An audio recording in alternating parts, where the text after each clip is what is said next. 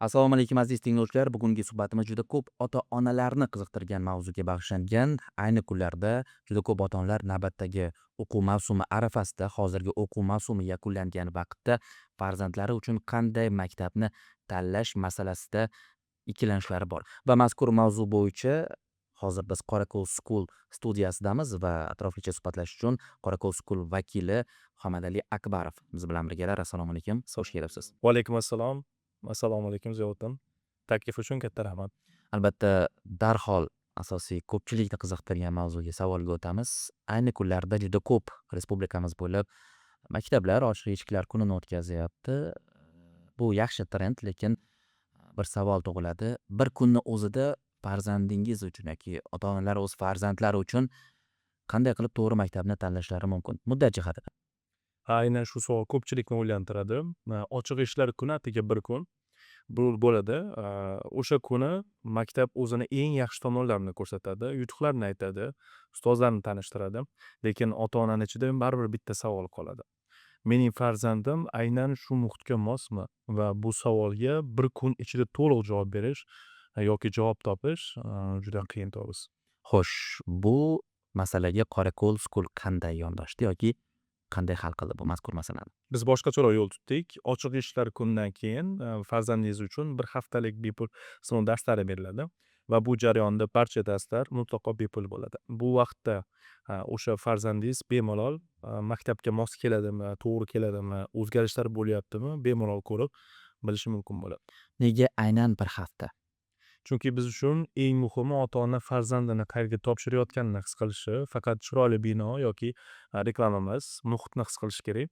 Farzand ertalab maktabga qanday kayfiyatda ketyapti, ustozlar bilan qanday muomala qilyapti, o'zini erkin his qilyaptimi? Mana shu narsalar biz uchun juda ham muhim. To'g'ri, maktab tanlash haqiqatan ham faqatgina dars tanlash emas. Ha, to'g'ri aytdingiz.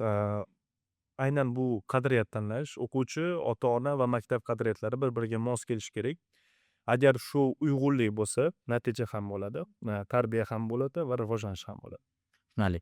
Yana bir juda muhim savol, nimaga aynan hozir maktabni tanlash kerak? Hali avgustgacha vaqt bor-ku.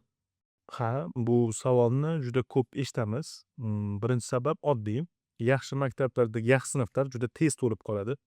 Ko'pchilik avgustgacha kutadi va bu eng katta xatolardan biri. Nima uchun bu xato?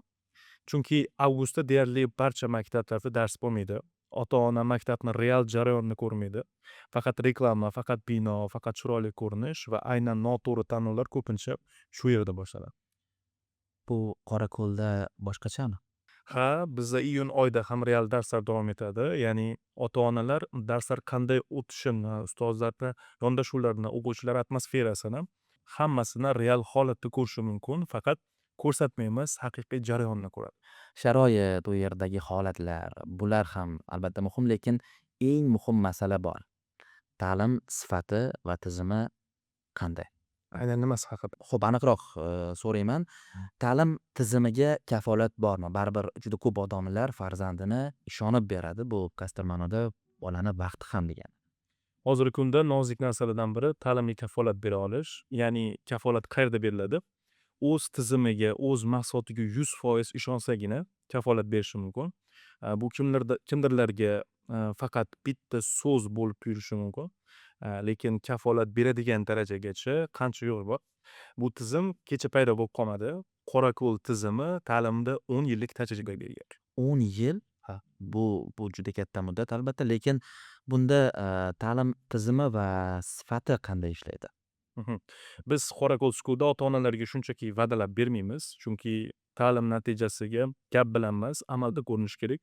Shuning uchun biz 3 oylik kafolat beramiz. Agar farzandingizni ta'limda, intizomda, mas'uliyatda yoki umumiy rivojlanishda sezilarli o'zgarish bo'lmasa, to'lagan mablag'laringizni qaytarishga biz tayyormiz. Vau, bunaqa tizim yana qayerda bor? Aynan nega bunday ishonch bilan gapiryapmiz? Chunki biz o'z tizimimizga ishonamiz, lekin shu yerda muhim bitta narsa bor. Ziyoddin, o'quvchi natija qilishi uchun faqat ustoz harakat qilishi yetarli emas. Maktab, ota-ona va o'quvchi bir jamoa bo'lib ishlashi kerak. Agar shu uchala tomon bir maqsad yo'lida harakat qilsa, natija bo'lmasligi deyarli mumkin emas. Albatta, bu juda kuchli yondashuv. Demak, kafolat faqatgina maktabni o'zida emas. Shunaqami? Shunday, to'g'ri, bizni vazifamiz shunchaki dars o'tish emas. Bizni vazifamiz bolani o'ziga bo'lgan ishonchini oshirish, bilim berish, tarbiya berish va kelajagiga poydevor qo'yish. Shuning uchun biz natijaga asoslangan ta'lim deymiz. Chunki natija bo'lmasa, hamma gaplar oddiy reklama bo'lib qoladi. Biz bo'lsa natijani ko'rsatishga tayyormiz. Ota-onalar uchun yana bir muhim qiziqarli savol bu yerda. Farzandini o'qishga beradi maktabga, har xil nimaga.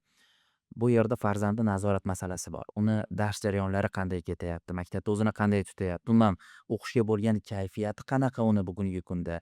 Eng asosiy e'tiborda bo'ladigan masala ham ancha mana shu. Bu tizim qanday ishlaydi? Buni nazorati qanaqa bo'ladi? Ota-onalar bundan qanday xabardor bo'lib turishlari mumkin? Ha, aynan shu muammo ko'p uchraydi va biz ota-onalarni aynan shu savollar bilan yolg'iz qoldirmaymiz. Qorako'l School'da har hafta yakunida ota-onalarga farzandlar bo'yicha hisobot berib boriladi.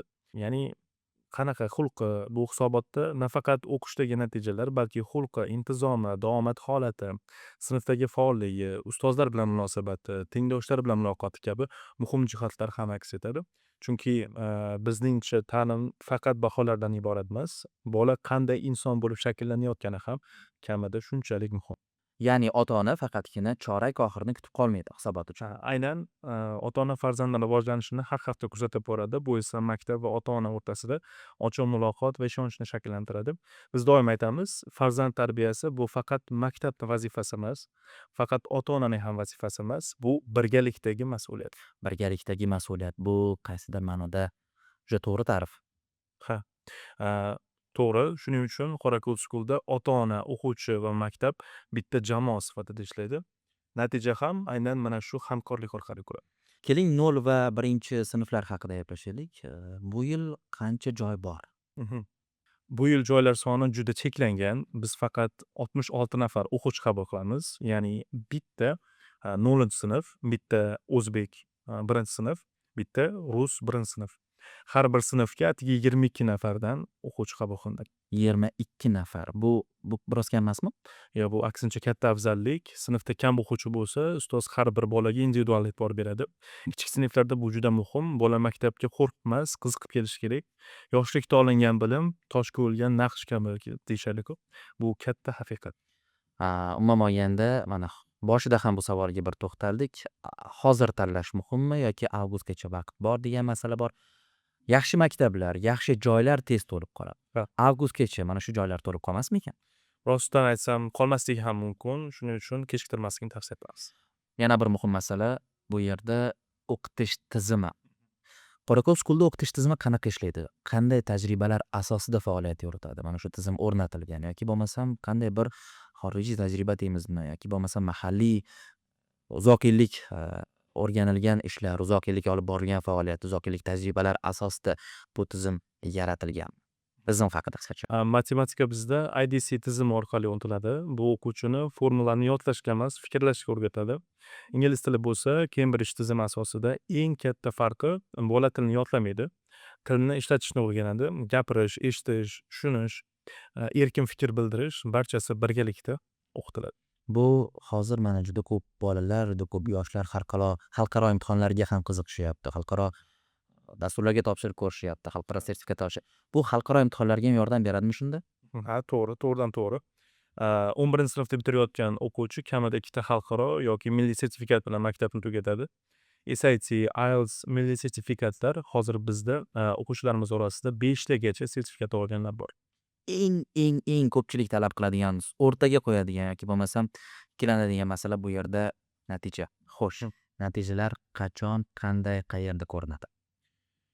Barchasini Instagram sahifamizda doim ulashib boramiz, chunki bugungi kunda faqat dars o'tish yetarli emas, o'quvchini kelajakka, universitetga, mustaqil fikrlashga tayyor qilish kerak. Zo'r. Xulosa qilib aytadigan bo'lsak, bu ya'ni Qorako'l School tizimi nimasi bilan ajralib turadi qisqacha? Biz uchun maktab tanlash bu farzand kelajakdagi muhiti, fikrlashi va rivojlanishini tanlash. Biz 1 haftalik bepul sinov taklif qilamiz, 3 oylik kafolat beramiz. Haftalik hisobot yuboramiz. Har bir o'quvchiga individual yondashamiz. Bularning barchasi bo'sh va'da emas. Bu 10 yillik tizimning natijasi. Albatta, bugungi suhbatimizni ko'rgan juda ko'p ota-onalarda tizim haqida yoki bo'lmasam Qorako'l School haqida fikrlar shakllanadi deb o'ylaymiz qisqacha va berish farzandni mana shu yerda o'qitish istagida bo'lgan ota-onalar qanday qilib bog'lanishsa bo'ladi?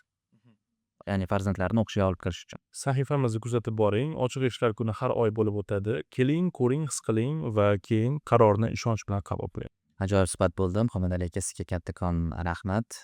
Qorako'z School tizimi haqida bizda ham qaysidir ma'noda kengroq tushuncha, nafaqat bizda, balki tomoshabinlar, tinglovchilarda ham kengroq tushuncha paydo bo'ldi deb o'ylaymiz. Farzandining ta'limiga, farzandining kelajagiga befarq bo'lmagan ota-onalar uchun haqiqiy zamonaviy o'qish desak bo'ladi menimcha. Sizga ham katta rahmat, Ziyovuddin. Ota-onalarga shuni aytmoqchimanki, farzandingizning birinchi qadamini to'g'ri joydan boshlashingiz kerak. Bu eng katta investitsiya. Judayam ajoyib suhbat bo'ldi. Muhammadali aka, ota-onalarimizda agar savollar paydo bo'ladigan bo'lsa, bizda izohlar qismi ochiq. Ko'rishguncha xayr, salomat bo'ling.